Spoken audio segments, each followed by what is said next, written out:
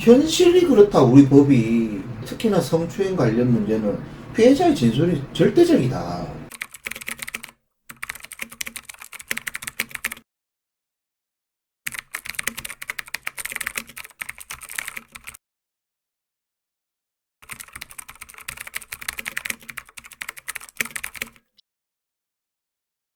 제가 잘 아는 형님이죠. 형님하고 그 가족도 물론 제가 알고 있었고 그 딸도 알고 있었고 부부관계 안 좋은 게 아니고 항상 이 형님이 그 여자한테 끌려가는 느낌? 왜냐하면 여자가 경제권을 쥐고 있었으니까. 코로나 때 일이 없었어요. 그래서 그 형님하고 내하고 더 노가다도 뛰러 다니고 포장 알바도 하고 베레벨리 하수구 또 파로도 다니고 이런 일들을 하면서 코로나 시기를 버텼는데 어느 순간부터 이 원래 돈이 계속 말리는 건 제가 알아요. 어차피 우리도 돈을 못 벌었으니까. 그리고 이 형님하고도 알바를 같이 뛰고 하니까 돈을 얼마를 벌고 이런 걸 안단 말이에요. 이게 점차 가면서 줄어들어야 되거든. 안 줄어드는 거야.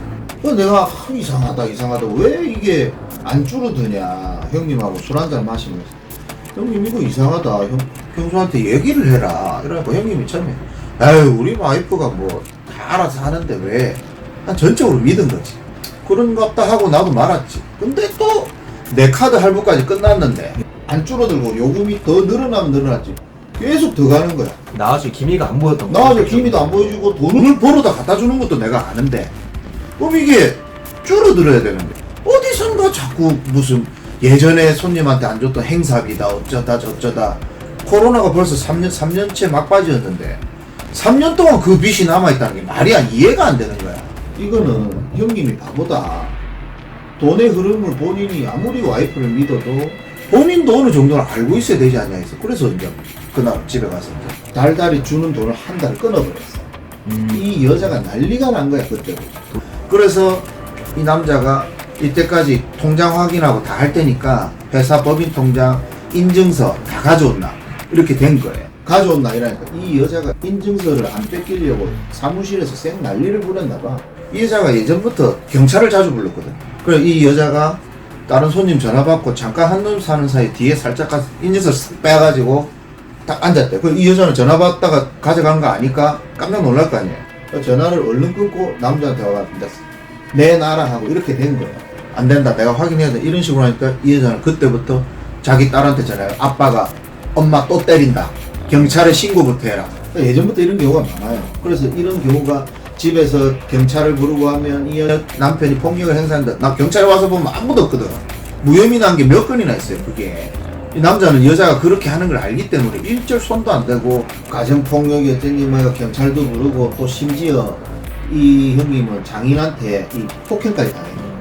왜 그런 또 일이 있냐면 오늘 한날은 내한테 사진을 보냈는데 이 박살이 난 거야 얼굴이 코하고. 왜 이래 됐냐 이러니까 장인한테 맞았대. 어제 또 와이프가 또 다툼이 있었겠죠. 바로 지들 장인 장모한테 전화했대. 그러니까 또 불이 나게 왔더래. 오자마자 장인이 그냥 때려버린 거예요. 머리를 이렇게 받아붙대. 아내가 항상 경찰을 불렀을 때마다 폭력이나 그런 게 없으니까 없었지. 그냥 다 무혐의지. 그래서 어쨌든 이 형님이 돈을 끊었단 말이야. 네네. 한 달을 돈을 안 줘버렸어. 그러면은 이때까지 돈의 흐름을 보자 이런 식으로 하니까 그 길로 집을 나갔어. 집을 나갔을 때 어떻게 집을 나갔냐면 장인인가 장모인가 쓰러져서 아프대. 그때 집을 나갔다 생각을 안 하지. 간호하러 가죠 생각하고. 딸은 엄마를 만나러 왔다 갔다 하니까 형님은 와이프가 연락도 잘 안 되고 하니까 딸한테 엄마 잘 있나 걱정된다 어떻게 된 거야 엄마 진짜 아빠랑 이혼하려고 지금 혹시 이러는 거야 이런 식으로 딸한테 자꾸 물으니까 딸은 중간에서 그럴 리야 있겠어 잘해봐 이런 식으로 주고받은 카톡 내용도 있더라고. 그럼 그 상태로 이제 아내가 나갔으니 결국에는 그 입금 내역이나 그런 건 못 본 거네. 어느 순간 딸도 가더만 하나 엄마 보러 간대요. 그런데 갑자기 고소장이 날라와. 그때부터 성추행 고소장 날라오고 이혼 날라오고.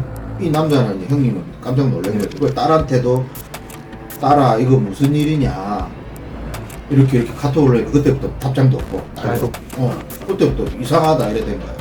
그러자 이제 이 형님이 모든 걸 찾기 시작한 거예요. 통장 내역을 보고 통장 리스트를 쫙 깎아서 입금 다 찾아보니까 놈한테 네. 수년간 몇 억이 들어. 자기네 장모부터 시작해가 저기 언니하고 막 이런 가족끼리 해가지고 뭐 대전인가 어딘가 무슨 계룡산인가 어디 뭐 도사가 있다고 예전부터 도사가 있다는 그건 나도 알아. 맨날 한 번씩 기도하러 간다. 딸 때문에도 기도하러 간다. 기도비 내역치고는 너무 많아. 그 사람한테 흘러 들어가는 거. 법인 통장에서도 나가고 개인 통장에서도 나가고 그 돈을 모아보니까 몇 억이야. 그러다가 우연히 이제 집 나간 딸 방에 들어가니까 옛날에 쓰던 휴대폰 공기계 있죠. 이게 싹 나온 거야. 혹시나 뭐지? 공기계가 왜 이래 막 다 충전을 시켜 켜보니 전화기가 와이프께 하나가 발견이 되는데 와이프의 세컨폰이었던 거지. 문자 내역하고 통화 내역을 보는 순간 이제 놀래기 시작한 거지. 이 무당이란 놈하고 네. 10년간 내연관계였던 거야. 이 내연남하고 사랑해 하고 이런 내용이 있어. 근데 딸 휴대폰도 나와. 옛날에 딸 휴대폰 나와. 딸이 또 아이폰이에요. 구기계하고도 연동이 되나. 지금 현 상황에 얘가 뭐 문자를 뭘 보내고 인스타 뭘 올리고 이런 게 보이나 봐요. 네. 이걸 보니까 이 딸도 이 그 무당한테 아빠 하고 아버지 하고 이렇게 살아온 거야. 초등학생 때. 아, 초등학생 때부터요? 왜 이게 안 들어오고 알고 보니까 이 무당이 이 여자를 등진 거야. 사기를 친 거야. 무당이라는 놈이 잠적을 해버렸어. 아, 아예 그냥 네. 잠적을 한 거구나. 그래서 이 여자가 네. 무당을 찾으려고 딸이 흥신소를 찾아요. 흥신소를 찾는 내용하고 핸드폰에 다 기록이 있어. 네. 찾았는데 기가 막힌 게 여기서부터예요. 네. 그 흥신소 놈하고 이 여자하고 붙은 거야. 같이 살고 있어요. 아, 기가 막히죠? 우리 네. 형님은 네. 이 내용을 알고도까지도 그냥 됐고 그 돈 다 필요 없고 네. 그냥 이혼하고 정리하면 된다 해가지고 그때까지는 별 그거 없었어요. 근데 그때부터 사람을 고소장으로 괴롭히기 시작을 하는데 민사로 몇 개 들어온 거는 거의 다 무혐의 기각 다 끝나버렸어요. 네네. 그러면은 우리가 이제 마지막 재판이 지금 이 형사사건에가 성추행 사건 이게 가장 큰 거죠. 이 민사하고 이럴 때는 변호사를 썼어요. 네. 근데 이 여자 돈 다 빼들 돈 한 푼 없지. 없는 돈에 변호사를 쓰려니 이거 한 건에 500만 원, 뭐 이거 한 건에 1000만 원. 변호사비가 그렇더라고요. 전체로 하는 게 아니고 사건별로 변호비가 다 들더라고요. 선임비가. 돈이 자꾸 드니까 돈이 없잖아. 그러니까 이 제일 중요한 이 형사건을 이제 돈이 없어서 선임을 못하는 거. 선임을 할 돈이 없는 거지. 이 앞에 민사건을 처리를 하면서 경찰 조사도 붙잖아요. 네. 이 조사관까지 고소한 여자예요. 이 경찰도 아무리 봐도 이거 짜고 치는 고소도비거든. 경찰이 수사를 했을 때. 네. 경찰이 그 딸을 불렀어. 조사를 한다고.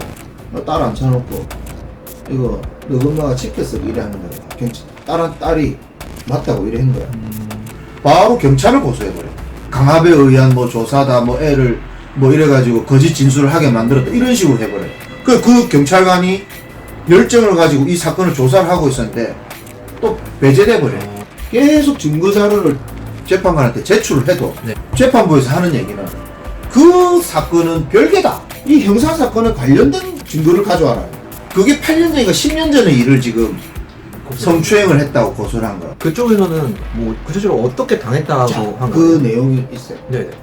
그 자기네 집 욕조에서 아빠가 술을 먹고 들어와서 네. 엄마랑 자기랑 옷을 벗겨가지고 욕조에 들어가게 해서 쪼그려 앉아서 엄마의 뭐 젖이나 성기를 막 만지면서 내 보는 앞에 성추행을 했다 이렇게 한 거를 네.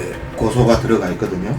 근데 들어갈 수 있는 욕조가 아니다 이 세 명이. 사이즈가, 욕조 사이즈가요? 내가 알지 그거는. 네. 그래서 이 형님이 지인들 다 불러가지고 욕조 사진을 다 찍었어. 네네.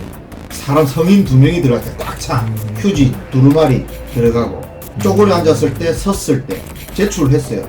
도저히 들어갈 수 없는 구조다. 법원에. 네. 근데 법원에서 뭐라? 당시 초등학생 5학년이니까 체구가 작을 수도 있다. 들어갈 수 있다. 오로지 진술자의 피해자의 진술만 가지고 하는 거예요. 그래서 네. 이 진술이 뭔가 어긋나다라는 걸 계속 반박을 해요. 네. 참, 자기네들이, 왜냐하면 얘네들이 그 아이폰 그게 녹음 파일이 녹음도 돼 있으니까 전화 통화 목록이 네. 따라고 지들 통화 그 말 맞추고 이런 것들도 녹음 파일이 다 있어요. 음. 근데도 네. 그걸 안 받아줘 재판부에. 별개의 사건이야. 형님분께서는 자기가 하지도 않은 거를 그거를 증거를 만들어서 제출을 해야 되는 거잖아요, 혼자서. 그렇지. 그러니까 재판부가 웃긴 거죠. 오히려 이 지금 들어가 있는 이 형님한테 이거 안 했다는 증거를 알리바이를 가져온다. 뭐 판사 보고 자기 8년 전에 뭐 했는지 뭐 어떻게 가져와 그걸. 물론 재판부에서 받아들일 그 이해하는 해석도에 따라서 다를 수 있다 치지만 너무 이쪽에 사람에 대해서 의견을 무시를 해버린 거야. 처음에 나도 이 형님 의심했어. 왜? 딸이 그러니까. 네. 와이프는 충분히 그럴 수 있다 봐. 그러니까 나도 이 형님 의심했어. 형님 니 진짜 술 먹고 기억 못 난다. 딸이 이럴 수 없다. 네. 죽어도 안 돼. 이때까지 1년의 과정들을 보니까 아 이거는 작전이구나 이런 생각밖에 안 드는 거지. 통화 내용에서는 녹음되어 있는 건 주로 어떤 내용들이 담겨져 있을까요? 그 내용에. 흥신소를 한다는 남자 목소리 들어가 있어요. 네네. 너가 성추행 당했을 때가 초등학교 4학년이야? 4학년이지? 뭐 5학년이지? 이런 식으로 시키는 거야. 딸한테 있어. 시키는데 이 사람들이 재판부에 뭐 낸 뭐 자기네들 나름의 그 증거라고 하는 거는 2014년이었다. 말은 2014년이었다. 글은 2015년 써내고 뭐 이렇게 말이 안 맞아. 근데 그것도 재판부에서 웃긴 게 헷갈릴 수 있다 이거야. 이 남자 뭐 확실한 알리바이를 가져오려고 알리바이를 그것도 헷갈릴 수 있다고 하면서 왜 알리바이 이거를 어떻게 말이 돼? 그 결국에는 그 재판의 결과는 어떻게 되는지도 한번 말씀해 주세요. 일단 법정 구속이 됐어요. 근데 다른 사람 재판하고 또 그 다음 순서대로 이 형님 재판을 하잖아요. 네. 그 앞에 있던 사람이 거의 이 형님하고 거의 비슷한 사건. 네네. 거의 비슷한 사건인데 그 앞에 사람은 집행유예를 받았어요. 왜? 반성했거든. 이 사람 인정을 하고. 근데 이 형님은 때리지기도 안 했으니까. 인정할 게 없으니까. 절대 안 했고 지금 이 여자가 옆에 누군가가 있는 흥신소 남자에 대해서 자꾸 얘기를 했는데 재판부 무시. 그냥 연관이 없다. 그러니까 재판부에서 볼 때는 반성의 기미가 없다 이거죠. 그러니까 법정 구속 바로 시켜버린 거야. 2년 6개월 받았어요.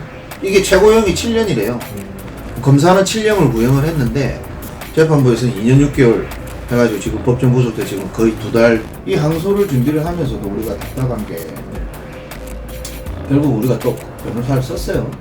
어쨌든 이런 방대한 자료들을 뭐 재판부에 제출을 하고 하는데 뭐 주변에서 들리는 얘기는 뭐 저도 아는 변호사들 있고 뭐 많을 거잖아요. 이런 사건이면 변호사들도 한결같이 해. 참 어렵다. 어렵다. 현실이 그렇다. 우리 법이 특히나 성추행 관련 문제는 피해자의 진술이 절대적이다. 근데 그 거짓이라는 게 근거가 있고 증거가 있는데도 불구하고 그 피해자의 증거를 가지고만 판단을 내리는 이 자체가 지금 현실이다 이래요. 최후의 우리의 그 믿음이 되어줄 방어선에서 우리의 말을 안 들어주니까 정말 짜고 치는 그게 뻔히 보이는데도 재판부에서는 저쪽 이야기에 더 신뢰를 주니까 안타까운 거죠. 그러니까 1심에서도 판결할 때도 이야기를 계속했어. 네. 외도를 하고 있다. 그거는 별개의 문제다. 이 사건과 별개의 문제다. 8년 전에 성추행, 이혼 물론 별개의 사건이야. 네. 사건은 맞아요. 재판부의 말은 틀리진 않아. 사건은 별개인데 근데 이게 사실이냐 아니냐를 보려면 앞에 거를 같이 봐야 돼. 다른 사건들 같이 봐줘야 되는데 오로지 이거 하나만 보니까 죄를 지었으면은 반드시 벌을 받아야 돼. 재판부에서 한 사람을 억울하게는 만들지 말자 이거예요. 그 억울함을 풀어주려면 이 사람의 이야기도 제발 들어줘야 되는데 이 사람이 제시하는 근거나 증거나 이런 것들을 정말 귀를 기울여주고 들어야 되는데 지금의 현실에서는 너무 여성 쪽에 관련돼서 특히 성 관련된 법으로는 너무 여성 쪽에 피해자 쪽에 너무 비중을 많이 두니까 정말 억울한 사람이 생긴다. 이런 사건처럼. 거짓말이 아니라고도 칩시다. 사실이라고 칩시다. 사실이라고 쳐도 적어도 이쪽의 사람들의 이야기는 들어줘야 될 거 아니냐. 재판부가 과연 무슨 이야기를 들어줬냐 이거지. 제시한 증거를 얼마나 받아들여지고 그거를 사건의 연관성을 왜 안 두냐 이거지.